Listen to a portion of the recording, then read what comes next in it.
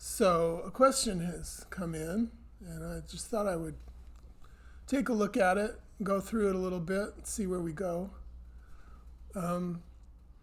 So the person writes in, I just came across your content from an interview that I did recently that's on video, and your message resonates very much. It is quite stunning to actually believe fully there's no control. It's quite stunning to actually believe fully there's no control. I come from a science background, and so I still believe that there has to be an explanation, even for the lack of control. Okay, we'll start with that.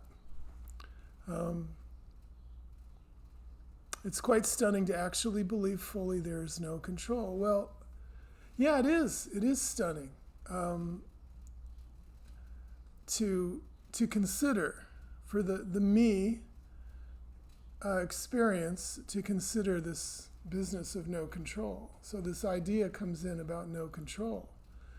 Yeah, it can't but be stunning to the me. Now, what I'm sort of getting from this, assuming, but this is a question coming from me. It's a me expressing this. There's kind of a relatively deep consideration going on here of this idea of no control. Believe fully. Well, me can't believe fully that there's no control. So it's not really believing fully. I don't think that there's actually, even the phrase believe fully. Well, okay, so the me can't believe anything fully. There is no belief, full belief. What is full belief?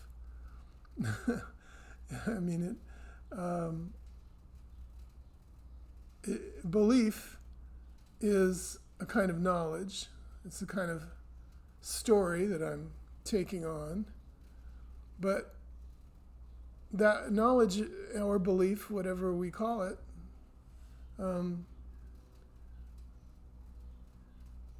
maybe belief is a kind of knowledge it's got an investment to it, kind of holding on to it. It's a little more than just knowing. I believe it. There's like an engagement with the person in what this knowledge is. But fully, what does that mean fully? Well, there is no belief belief is not, there's always some doubt in a belief, right? There's always some doubt in knowledge. Knowledge and belief are very shaky, even however you turn up the volume in these things. There isn't any knowledge or belief that is anything more than a story. And me knows that, every me knows that my belief and my knowledge is a good try, a hope that there's something in it, but it's really just an attempt, right? So, but anyway, it's quite stunning to actually believe fully there is no control. So I'm not getting the belief fully here, but what I'm feeling is that what he means is I'm really engaging this idea. I'm taking it on. I'm really doing a consideration, a real meditation of this idea that there's no control. It's kind of taken hold of me. And I'm working it to see where it is, where it goes. And it's kind of stunning. Well, it is stunning for the me to consider no control, yeah, because it's the total opposite of everything the me is. Of course, the punchline is that I can't believe at all, let alone fully, or even really consider it. I can consider it, but I can't take it in, because the me is all about control. The me is the activity of control. It's the me is the reality that I'm out of control, and the attempt to get control of my situation, of my state here in this uncontrollable situation that I find myself in. Every me is separate, sitting here in the middle of a totally uncontrolled business that I don't know anything about, and it's complete chaos. So in the midst of that, I'm looking for control, busy getting my control, getting my knowledge, getting my bearings, getting my order, whatever order I can establish in the midst of this life that I don't know anything about, and that is totally alien to me, separate from me, and not the least, totally threatening because I'm completely vulnerable to whatever this life is going to turn up for me. And most of all, death, right? I'm the one who's alive here and completely vulnerable to this power of death, which can have its way with me anyway it wants, Well, I'm going to use whatever I can to fight that, to stay alive. That's the plan, that's the project for every me. I mean, that's it. It's fully engaged, fully up and loaded and running. And that's all about control, getting on my control. So my handle to control this life of mine, again, against the forces of death, against the forces of chaos, against the forces of unknowing, of not knowing. Essentially, I'm here. I got to use all the knowledge I have, all I can get. So I'm holding on to that and really trying to make sure that it's good intelligence, and trying to get as much as I can, get it as straight as I can, know as much that is the real stuff, the valuable things, not the, So I'm because that's my control. Like I say, that's my handle on. That's what I use to control, is my knowledge. Belief is part of that. So, anyway, belief is a kind of knowledge. But so this person is exploring this taking on this notion of no control. But again, what I'm saying is that the me can't do anything with no control. It can't take it in, because the me is control. The me is separate. And if there's no control, there's no me. And there's no separation. And there's no knowledge. So all those things, separation, knowledge, and control, is in action, is what the me is. It's just the principle of those things, the principle of control, principle of knowing. This experience of being separate and controlling, knowing, doing, trying, hoping, acting, all to keep myself alive. As the Queen song goes. Always want to reference Queen if you can. Anyway, I come from a science background, and so I still believe that there has to be an explanation for the lack of control, even for the lack of control. Well, yeah, because, again, the me is an explainer. I need an explanation. I need to explain everything. It's the same thing I was just going through. I need to know what the explanation is. That's why I'm here. I need to know. If I don't have that explanation, there's no knowledge there. No explanation means no knowing. And I'm a knower. I don't stop being a knower just because there's some idea of lack of control that's showing up. So, yeah, not even I mean, you don't have to have a science background to be that. That would be true with anybody. Any me is a knower, and if I'm me, then I need an explanation. I'm out for my explanation. I'm hunting always for the explanation. In other words, the knowledge. What is this? How does it work?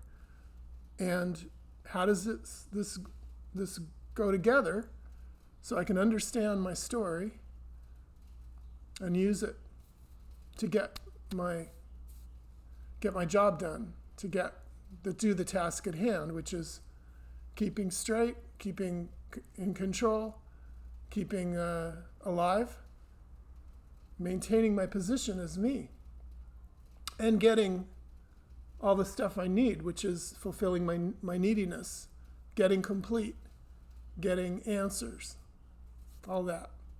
So of course, yeah, there's the belief that there's got to be an explanation, because if I give that up and stop looking for an explanation, I've given up my position, I've given up my control. Doesn't work that way. No me has ever done that. It's not a me. Like I just said, if you do that, the me goes away. So, science background. I mean, every me is a scientist, a knower. That's what science means. It means to know. It's in the word. It's a Latin derivation. It means knowing. Science is knowing. By the etymology of the word, it means knowledge, essentially. So that's every me. Every me is a knower and goes through the world by knowing. So get rid of the knowing and you get rid of the me. And this whole message that I talk about and point to is unknowing. Unknowing means there's no knowing and there's no me. That's what it is. So, and then the opposite of that is the knowing that runs this machine of me, keeping me on track, keeping me in place, keeping me in the middle of the road, in control of my ship. That's a mixed metaphor, I guess, but I could have said car, right? Yeah, that's pretty much it. So there's a lot in here, but there's a kind of meditation going on here. The person is, really considering this idea that there's no control. But again, what we're talking about here has nothing to do with belief. The me is all about belief, but the point is there's no me. And that's not anything that can be believed or not believed. Belief isn't any use to seeing that there's no control. So the me is control, and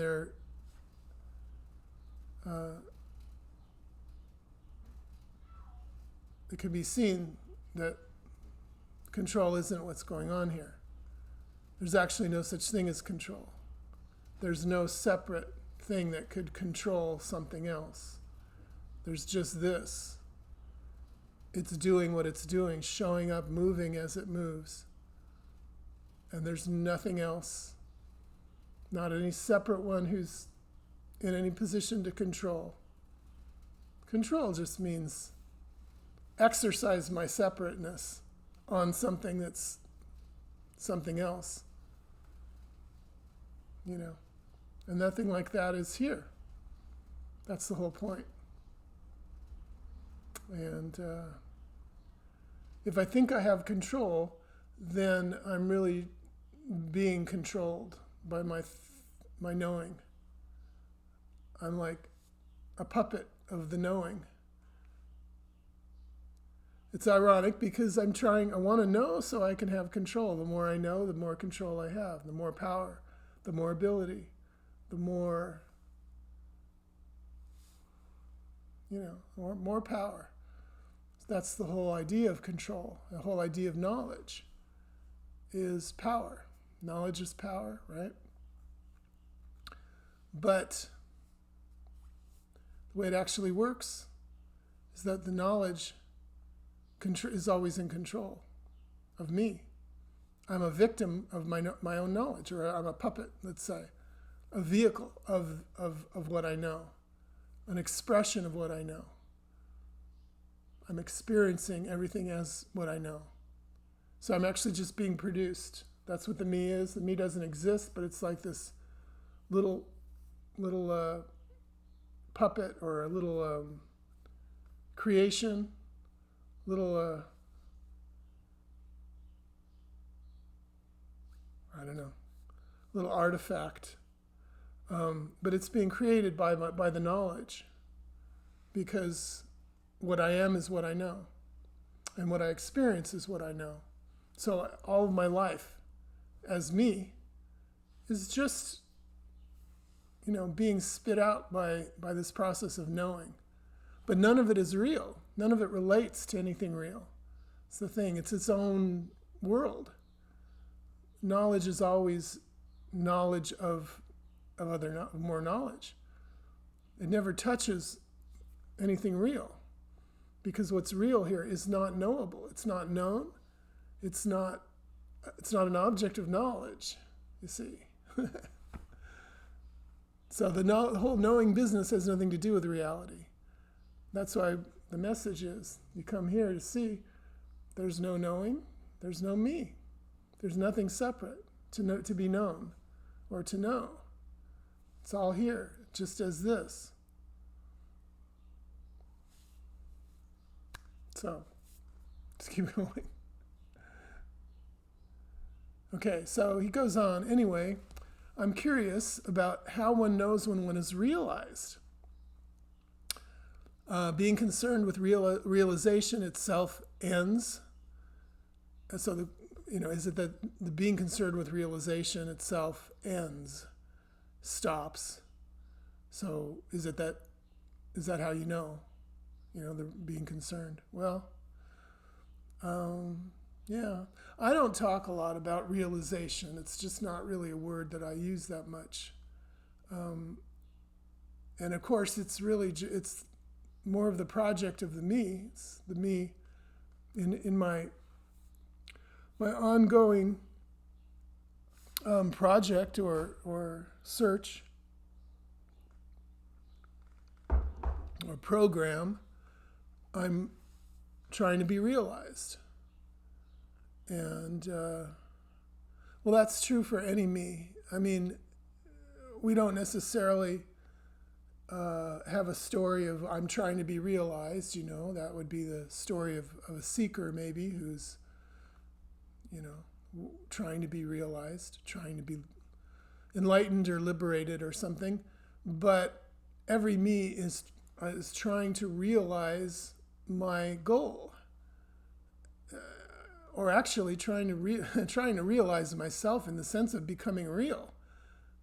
That's what the me is. The me is trying to be real, because the me actually isn't real, as we know. But it's the experience that I am real. There's a disconnect there. So all of the experience is about becoming real, shoring up my reality, which can never be done. Because how do you make yourself real? It's a good trick if you can do that, but no, you can't. But that's the problem for the me. The problem for the me is that I'm not real, and I don't exist. And nothing I can do about it, but I can try to be real. Second best thing. Can't be real, but I can try. So that's the me, continually trying to be real or be realized. Because from the me's point of view, this me experience, I'm not real, whether I recognize it or not. That's what's behind this. In other words, I'm separate from what's real. As the me, I'm separated from everything, separated from what is. That's the feeling. That's what makes a me. So I'm trying to get realized with everything. That's the goal. That's the project. So which means get whole, get complete, get real. Can put those word, whatever word works. But so the question is, I'm curious. Yeah. How do you know when you're realized? And of course, the whole plan for the me is to get realized, as I just said. So what's what the me is? Me is this activity of trying to get realized. Again, as I said, however it's, even if it just looks like, trying to make money or, get through the day, whatever it is, get home in time for the game, or, whatever, however it's playing out at any point, it's all about getting realized. Like I say, getting fixed, getting fulfilled, made whole, getting out of this partial situation,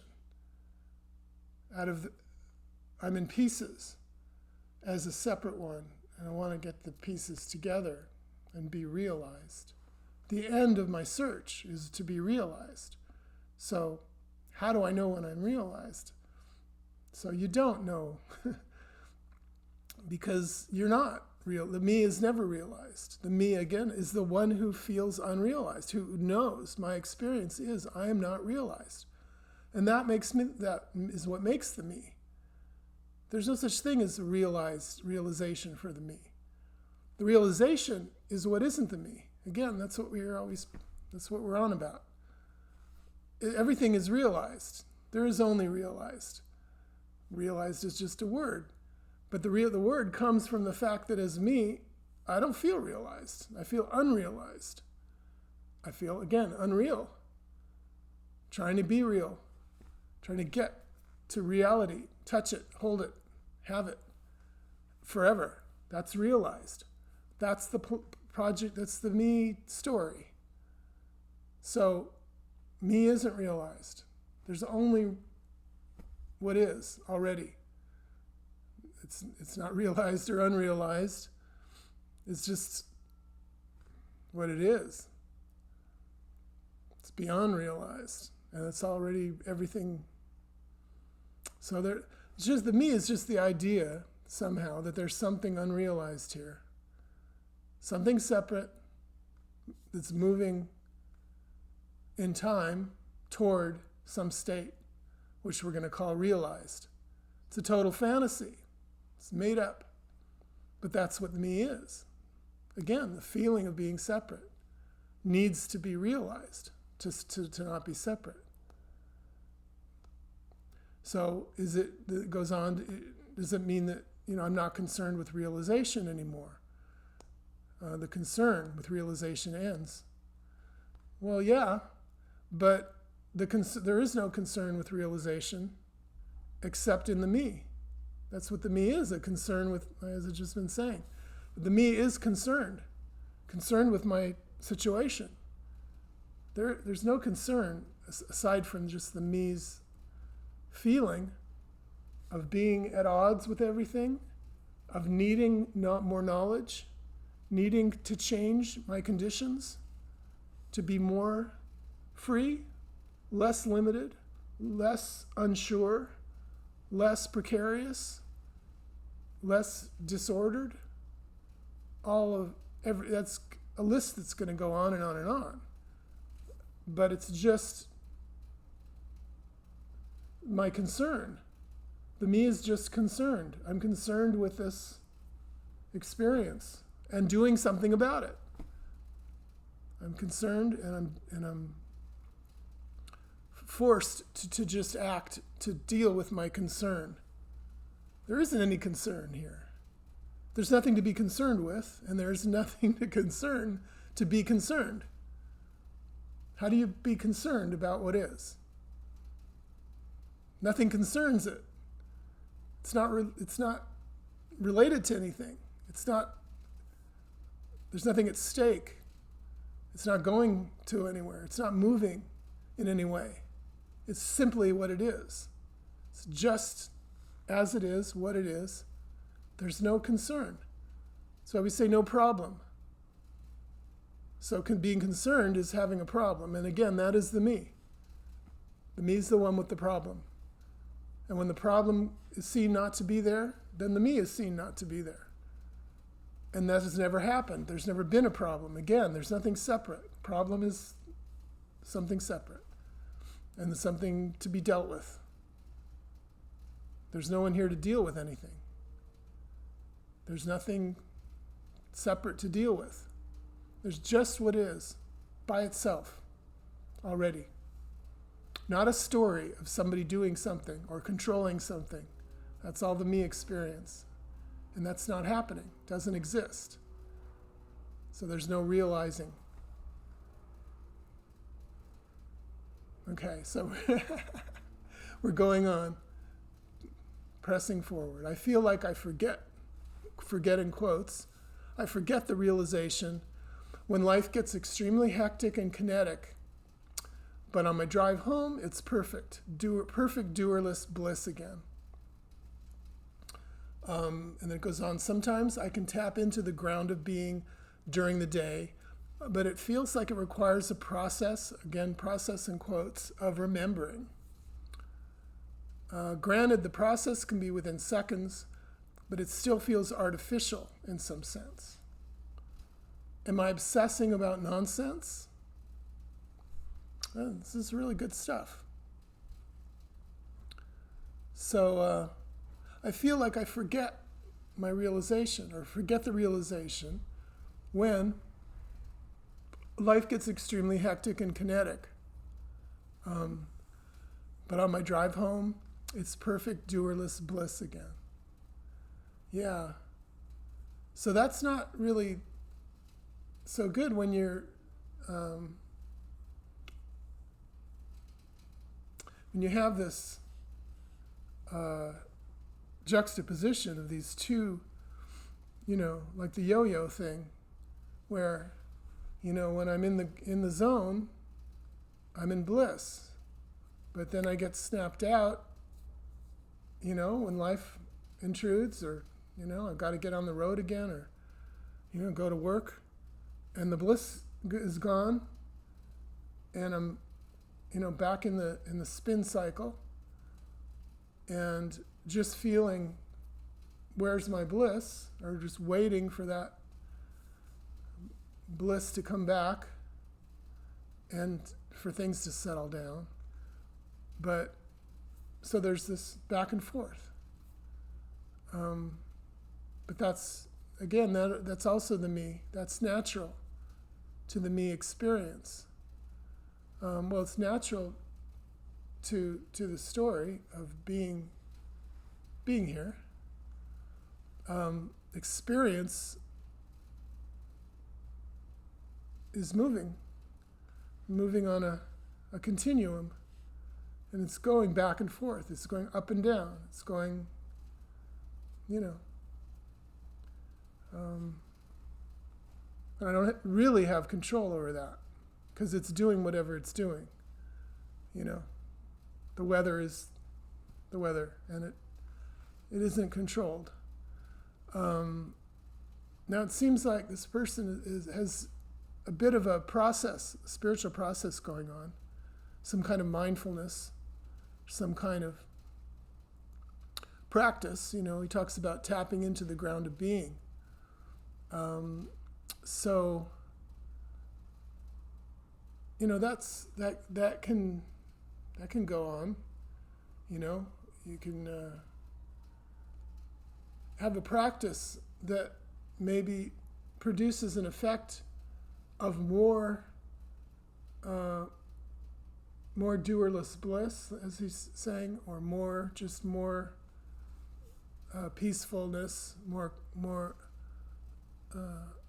less agitation, less noise in the head, more calm.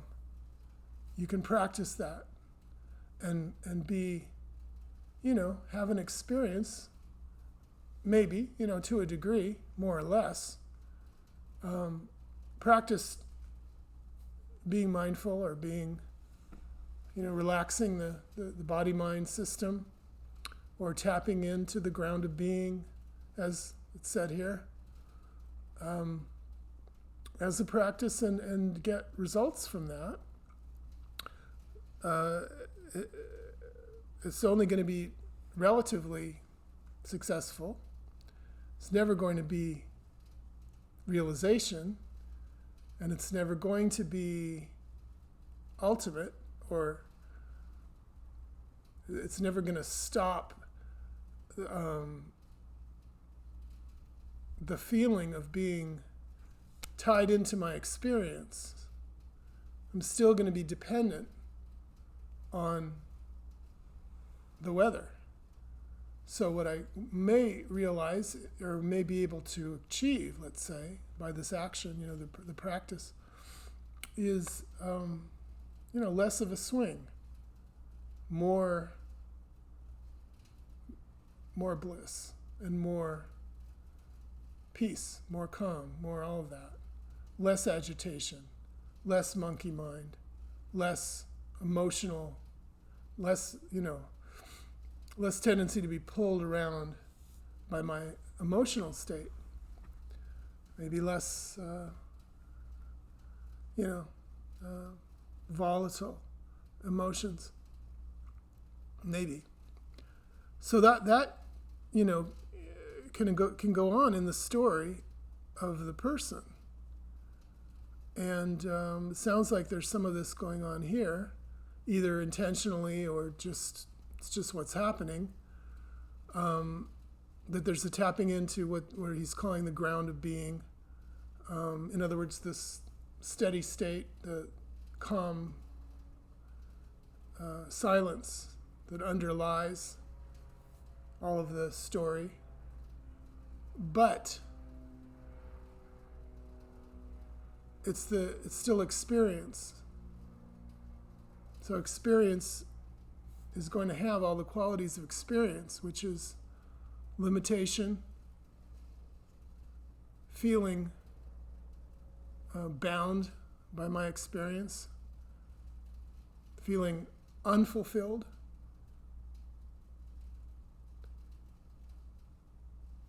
maybe less unfulfilled, maybe there's more of a feeling. I don't feel that feeling so much, but it's still going to be there because I'm still separate, still looking, as he's saying. Well, that's why he's writing. It hasn't happened. Well, because experience is not fulfilling. It's not fulfilled. Nothing is fulfilled. Nothing is fulfilling, except what already is just here, as it is. So, feels like it requires a process of remembering. Well, yeah, it requires a process. If the me is trying to deal with my experience, it's not going to happen by itself. I got to get behind the wheel and drive it. So there's a process. And then he's saying, well, yeah, it can be within seconds, but it still feels artificial in some sense. Of course, it's artificial. That's the whole thing. It's the only thing that isn't artificial. And by the way, the me is completely artificial from beginning to end. It's totally artificial. It is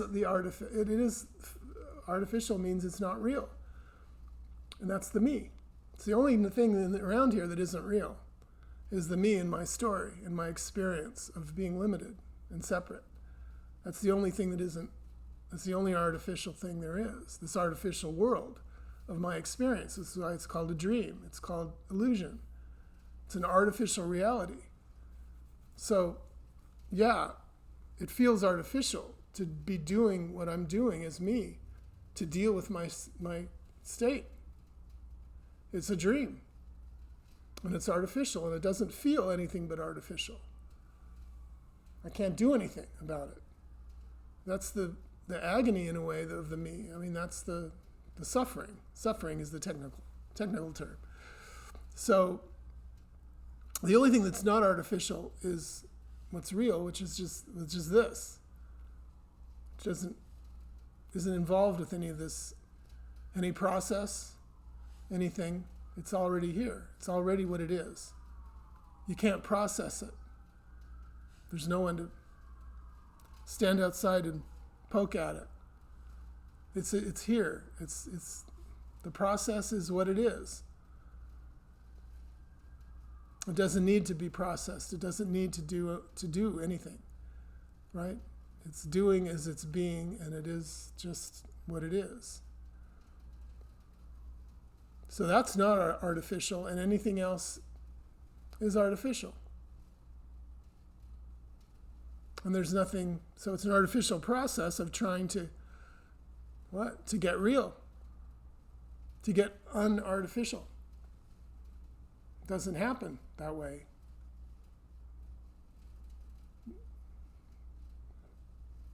Reality is not the result of anything that I'm going to do as me. So am I obsessing about nonsense? Well, of course, because that's what the me is. The me is full of nonsense. Everything is nonsense. It's made out of nonsense. And me is the thing. The only thing that is nonsense is the me. Again, that's the only thing that's artificial. It's nonsense because the me is just full of my own knowledge, which is not relevant to anything. It's just nonsense. It isn't real. It only applies within my own story. Only makes sense. The sense of my knowledge. We call knowledge sense usually. Nonsense is what real knowledge is sensible, right? It's got sense to it. And that's the process of knowledge, of getting knowledge, knowing, is to get rid of the nonsense and just keep the sensible stuff. Know the difference and know how to use the sense. That's what sensible means. Nonsense is like all the trash, right? The noise, the irrelevant stuff. Just keep the relevant stuff, the stuff that's, the gold. That's the process of me, panning for gold, panning for what isn't nonsense. Keeping it and holding it and using it. All of this knowledge, this stuff that's not nonsense. But knowledge is nonsense because it doesn't. I'm trying to use it as me. I'm trying to use my knowledge to apply it to reality. But there isn't, I don't have access to reality because I'm just in my own nonsense world. My own story of me that's made out of what I know. Okay? There's just reality which doesn't have anything, it's not knowable. There's no knowledge that applies to reality. It isn't knowable and it isn't, you can't make sense of it. Because it's not sense or nonsense, right? It's just what it is. So the me is obsessing about nonsense. Obsessing, yeah, of course obsessing. The me is, again, it's obsessed with my knowledge, with my story. 24/7, that's all I'm about. One track. It's an obsession. To not be obsessed is to forget about it. To lose the concern, forget the problem, open, throw everything to the wind. Open the gates. Well, that's what is. All the gates are open. Everything is thrown to the wind. That's the state of things. That's what is. That's what's available, is this openness, not an obsession. No point of view that's focused on some version of a goal or of an object. There are no objects here. No focus. No project. No job. No rules. Just what it is. as it is, not